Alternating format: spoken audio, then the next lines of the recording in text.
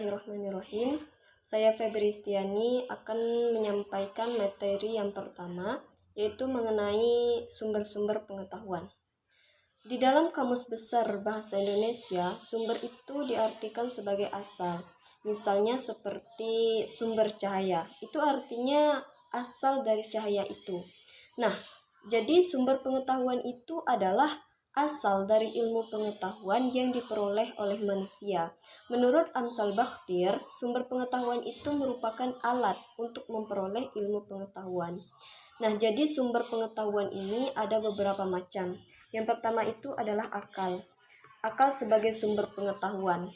Rasionalisme merupakan paham filsafat yang mengatakan bahwa akal adalah alat terpenting dalam memperoleh pengetahuan.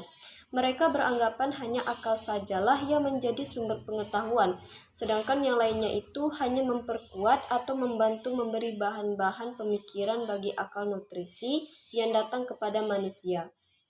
Yang B adalah pengalaman.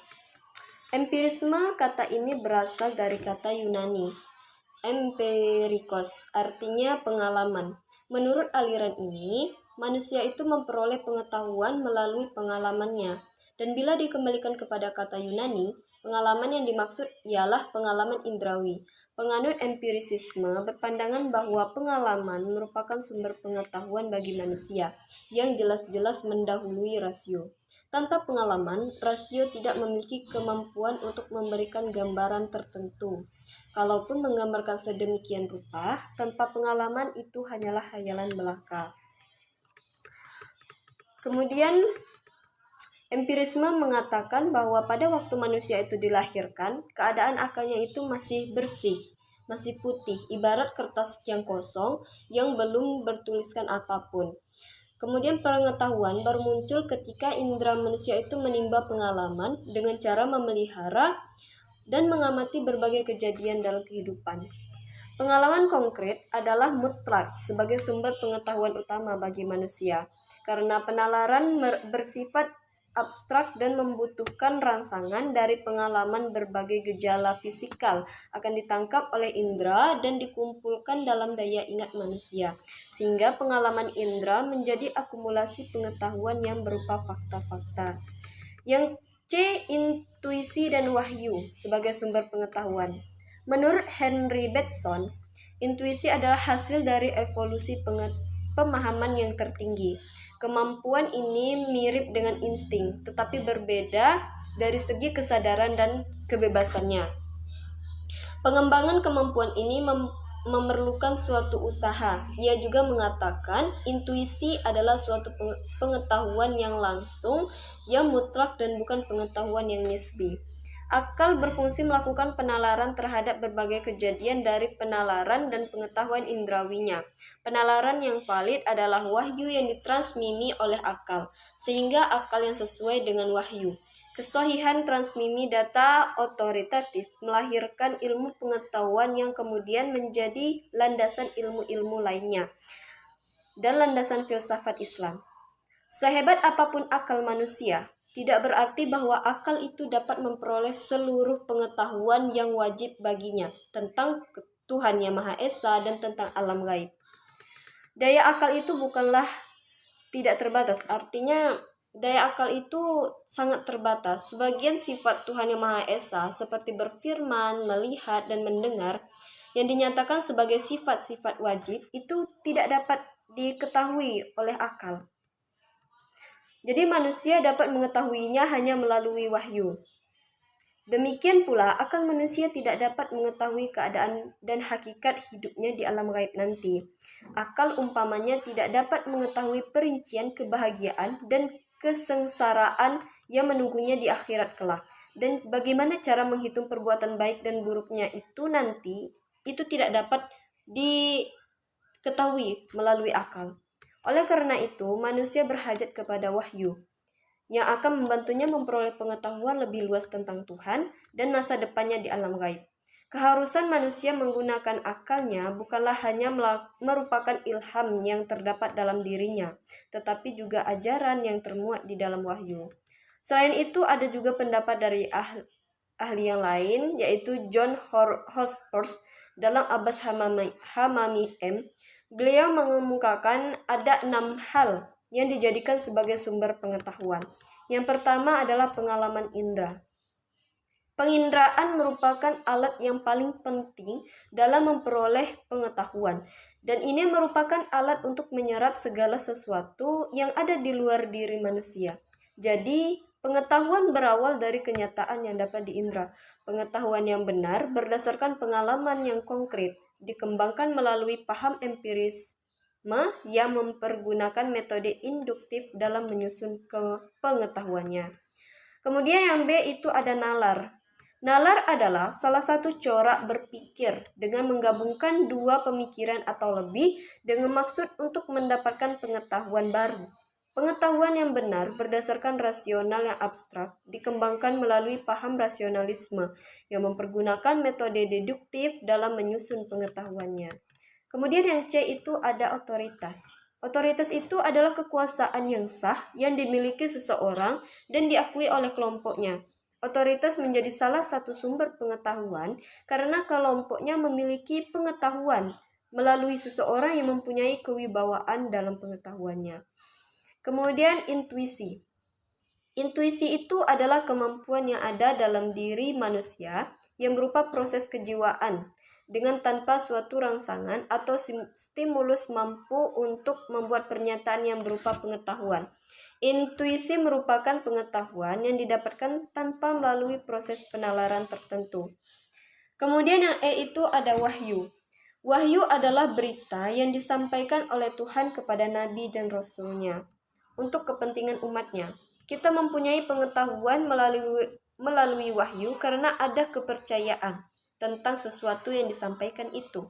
Wahyu yang dapat dikatakan sebagai salah satu sumber pengetahuan karena kita mengenal sesuatu yang bersumber pada kepercayaan itu. Kemudian yang keenam atau yang terakhir ada keyakinan.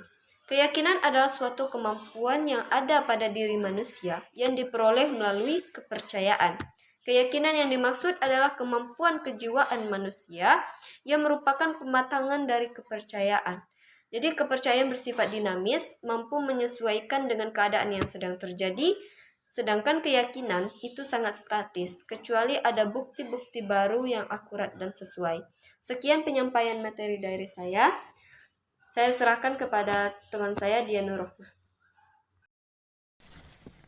Bismillahirrahmanirrahim. Saya Dian Nurrohmah akan melanjutkan penjelasan tentang teori kebenaran dalam perspektif Islam. Jadi menurut Purwadarminta dalam Kamus Bahasa Indonesia menerangkan bahwa kebenaran itu adalah keadaan, hal dan sebagainya yang benar atau cocok dengan hal atau keadaan yang sesungguhnya. Sedangkan menurut Abbas Hamami, kata kebenaran bisa digunakan sebagai suatu kata benda yang konkret maupun abstrak. Nah, jadi ada beberapa teori-teori tentang kebenaran. Yang pertama, ada teori korespondensi. Teori kebenaran korespondensi adalah teori yang berpandangan bahwa pernyataan-pernyataan adalah benar jika berkorespondensi terhadap fakta atau pernyataan yang ada di alam atau objek yang dituju pernyataan tersebut. Jadi, teori korespondensi ini pada umumnya dianut oleh para pengikut realisme. Di antara pelopor teori ini adalah Plato, Aristoteles, More, dan Ramsay. Jadi kesimpulan dari teori korespondensi ini adalah adanya dua realitas yang berada di hadapan manusia, pernyataan atau kenyataan. Misalnya nih saya contohkan, Semarang itu ibu kota Jawa Tengah. Nah, pernyataan ini kan disebut benar apabila pada kenyataannya memang Semarang itu ibu kota provinsi Jawa Tengah. Nah, jadi kebenarannya itu terletak pada pernyataan dan kenyataan. Yang kedua, teori koherensi. Teori kebenaran koherensi atau konsistensi adalah teori kebenaran yang didasarkan kepada kriteria koheren atau konsistensi. Suatu pernyataan disebut benar bila sesuai dengan jaringan komprehensif dari pernyataan-pernyataan yang berhubungan secara logis. Misalnya nih, semua manusia membutuhkan air. Ahmad adalah seorang manusia, jadi Ahmad membutuhkan air. Nah, ada teori yang ketiga yaitu teori pragmatisme. Teori pragmatisme ini berasal dari bahasa Yunani pragmai, artinya yang dikerjakan, yang dilakukan, ya, perbuatan, tindakan. Kemudian teori kebenaran pragmatis ini adalah teori yang berpandangan dalam arti dari ide dibatasi oleh referensi pada konsekuensi ilmiah, personal, atau sosial. Yang keempat ada teori performatif.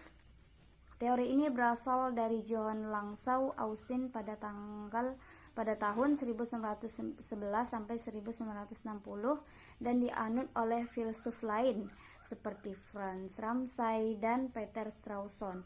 Teori performatif menjelaskan suatu pernyataan dianggap benar jika ia menciptakan realitas. Kemudian selanjutnya yang kelima, agama sebagai teori kebenaran. Pada hakikatnya manusia itu hidup di dunia ini adalah sebagai makhluk yang suka mencari kebenaran. Salah satu cara untuk menemukan suatu kebenaran adalah dengan agama. Agama dengan karakteristik sendiri memberikan jawaban atas segala persoalan asasi yang dipertanyakan manusia, baik tentang alam, manusia, maupun tentang Tuhan. Dalam mendapatkan kebenaran menurut teori ini adalah dengan wahyu yang bersumber dari Tuhan. Mungkin itu saja yang dapat saya sampaikan. Lebih dan kurang saya mohon maaf. Wassalamualaikum warahmatullahi wabarakatuh. Teman-teman yang sudah menonton video kami, semoga bermanfaat. Wassalamualaikum warahmatullahi wabarakatuh.